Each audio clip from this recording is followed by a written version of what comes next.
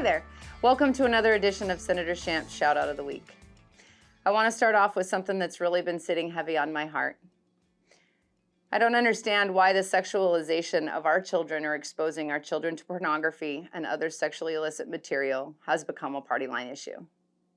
What world do we live in where these matters are even up for debate, nonetheless argued in support of by a certain political party?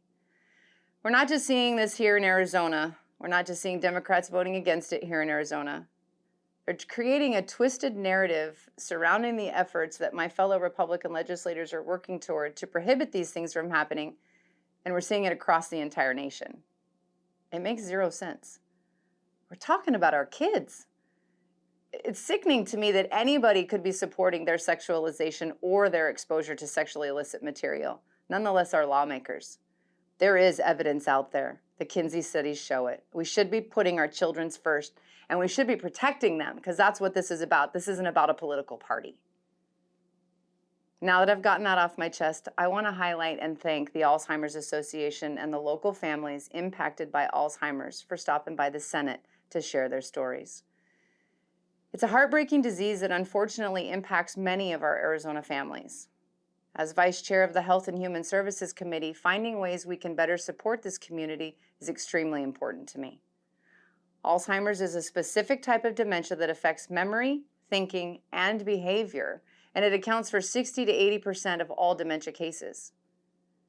Not only does this disease impact families economically and emotionally, right now there's a significant shortage in the care workforce.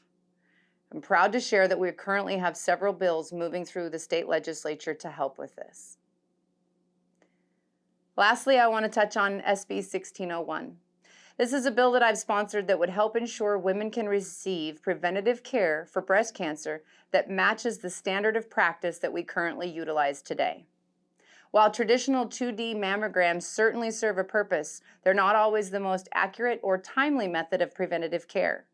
60% of women have dense breasts. 2D mammography is not always able to detect or to differentiate between something that is problematic and is not. This bill will ensure that providers will be able to utilize current 3D tomosynthesis technology for early diagnostics. Well, that's it for now. Join me next week for another edition of Senator Shamp Shout Out. My social media info is at the end of this video, so make sure to follow me. Take care. I'll see you next time. God bless.